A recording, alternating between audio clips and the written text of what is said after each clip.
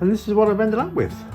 Some magnificent, glossy chrysoprase in host rock. Isn't it nice? Very happy with how these turned out. Hey, g'day. It's been a while since I've tumble polished any rocks.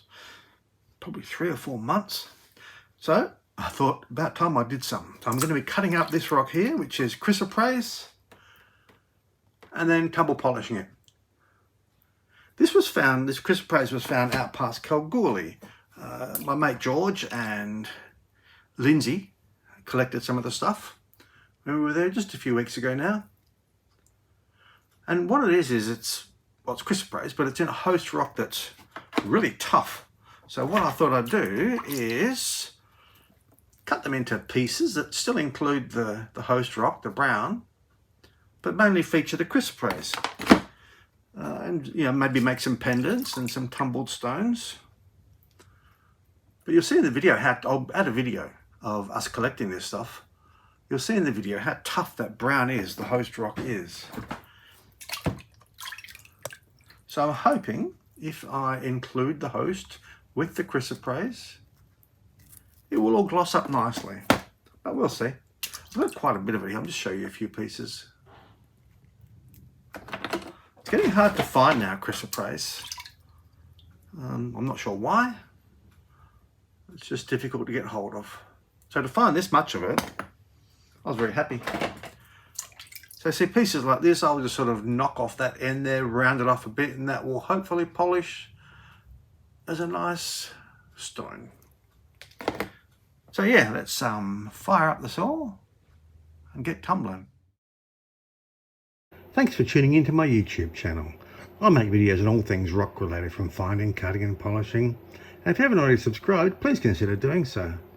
Also, please like, comment and share my videos to help me try and overcome this YouTube algorithm. So this was me recently out past Kalgoorlie in the Goldfields of Western Australia, breaking open this rock to look for seams of chrysoprase, which is what this is. And here I am back at the workshop, getting ready to cut up. This is probably about half of what I collected that day. Cutting them up into smaller tumble-sized pieces. It's a very hard rock, both the brown and the chrysoprase, very hard. So it took a while to get through. And it also took a while to round them off, so I like to round off the rocks before I throw them into the tumbler. It just cuts down, firstly, the time it takes to end up with a finished rock, with a finished shape you want. Plus you get a bit of a say in what shape the rocks will be. So just run it against the side of the blade to round it off a little bit. And here we are after a few hours on the saw. Actually it was a whole afternoon. And the whole lot of little tumble-sized pieces ready to go to stage 1.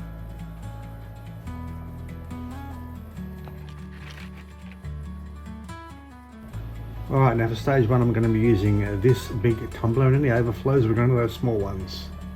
So just start filling the barrels up.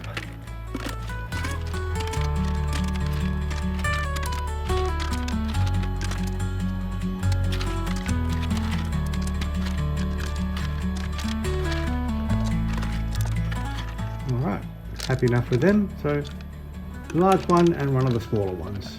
Now we need some filler rock. So the filler rock just gets in between the larger ones to help distribute the grit more efficiently. So that's just some landscaping rock I picked up. It's very hard. And now we're going to use some 80 grit silicon carbide for stage 1. Getting a bit low on the 80 grit. I can't even scoop up a tablespoon. Now that big barrel there, or the small one first, that's a 3-pounder, so he gets 3 tablespoons. This one here, what did I put, about 10 in there I think. It's about a 10-pound barrel.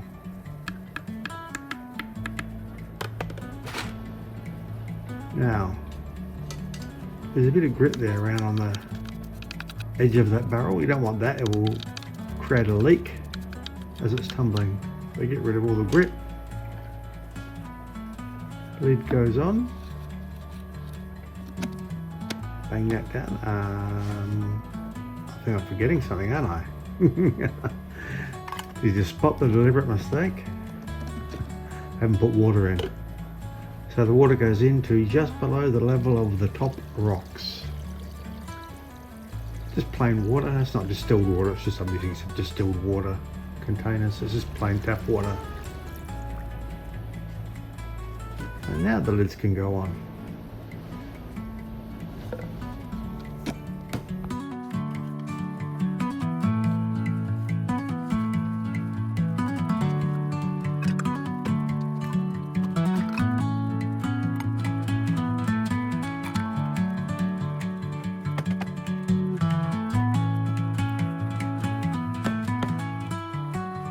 Alright, now let's switch on the tumbler. What is it, a 33B I think? So it has two 3-pound barrels. I'm just going to use that empty one there just to take up the space. This is the full one, give him a shake. Chuck him in there. Now I didn't film loading up that one because they're so heavy. But that one's got the rocks, that one's empty as well. Oh, and I found out that one was skipping, so I took the empty one out. It's just running on its own. Now here we are after 1 week of tumbling with 80 grit. I've already emptied the big barrel, I emptied the small one. That big one's just too awkward to try and film one-handed. Give them a quick rinse, just with some fresh water. This is our first look at our finished shapes. So the shapes are pretty much done at this point. The next 3 stages are just smoothing them. So we've rounded them with stage 1. Isn't that nice? Look how translucent that is. And then stages 2, 3 and 4 just all go towards the final polish. So yes, very happy with how these are looking.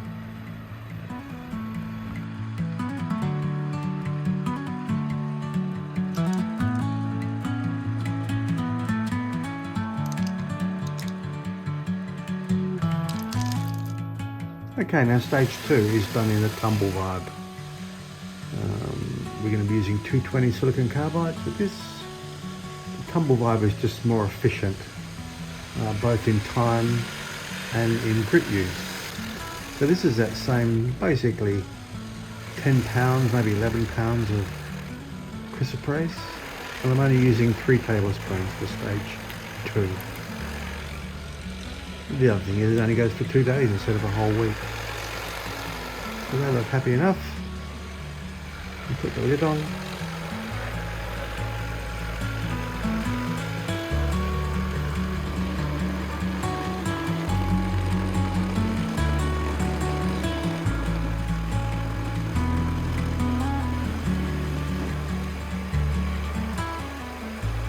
And I will come back in 2 days. Here we are 2 days later. I've just filled it. What happens is I fill it with water half an hour before I empty it, just to give the rocks a bit of a rinse, and then a rinse in fresh water.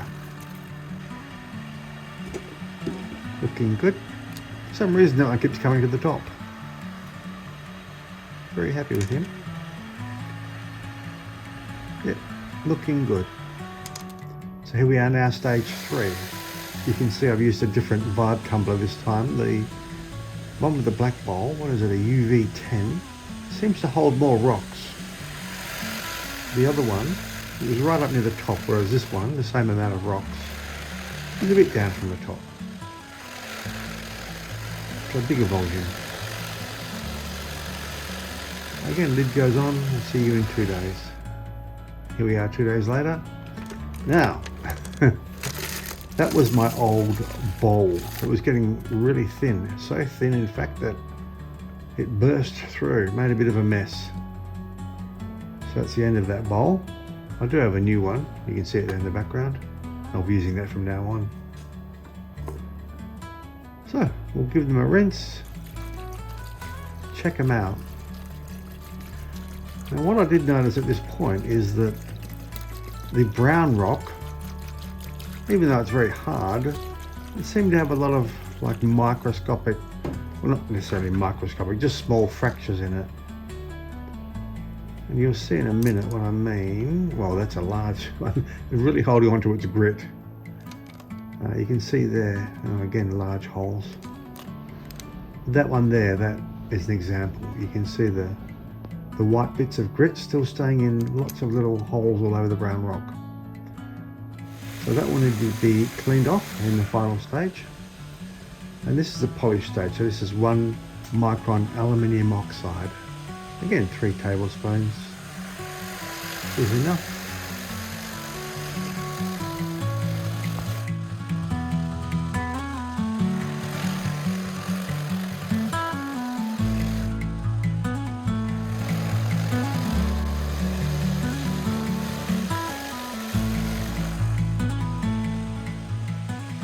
Once again, lid goes on, and I will see you in 2 days. Here we are 2 days later. We're going to rinse off all the polish and see what we've got. I don't know if you can see, but there's a lot of polish left behind on those rocks.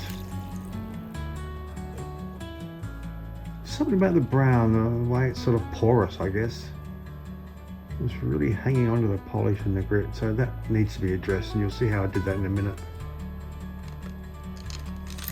But otherwise, I'm reasonably happy. Look at that.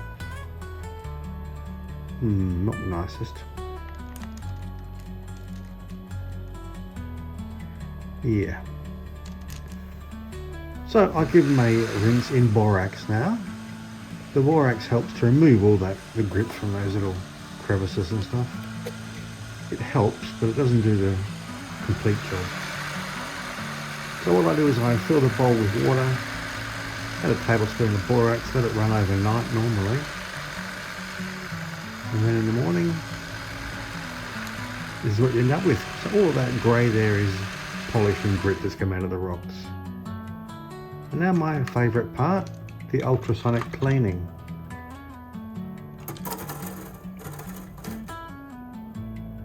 So basically, the ultrasonics hopefully get rid of all the polish and grit that's left behind, or the majority of it.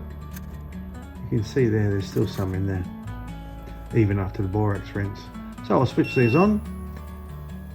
What it does is it vibrates the rocks ultrasonically. This one's a bit slow to start up, but you'll see when it does. Just to vibrate all the grit and polish out of the rocks. It's always exciting, this bit. Look at that. Clouds of polish coming out of the rocks. Pretty neat, I think.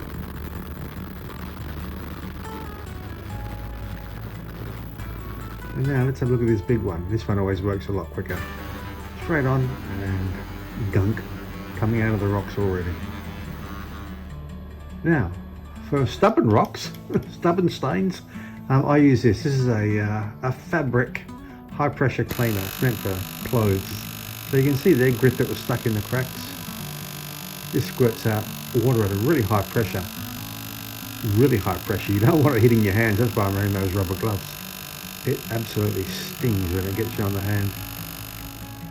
So yeah, all of these rocks, pretty much all of them, got the once over. It's actually called a Textile Cleaning Gun. You can get them on eBay for about, I think, 65 Australian, including delivery. Good value, I reckon. And this is what we end up with. Pretty good. Happy enough with these. Some of them retained some of the grit in the hole, you can see there. It just wasn't coming out. But I'm happy enough. There's one of the big holes. You actually see some of the fractures in that brown rock there. Or some of the, it's not so much fracture, although it's a fracture there. It's just cracks and crevices in the rock. But you can see how well it shone. It shined up just as well as the green. That's probably one of the worst examples so far as the fractures go. But yeah, there's some beautiful rocks here. I'll just let you have a look at the slideshow. I'll see you at the end of it.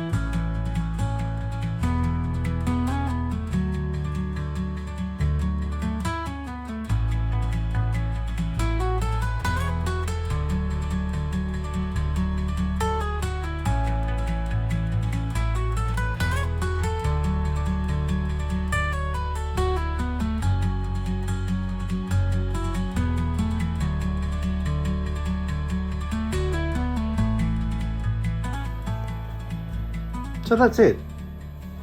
A batch of beautiful chrysoprase in host rock, tumble polished. Hope you enjoyed the video. If you did and you haven't already subscribed, what are you doing? About time you did. Till next time, see ya.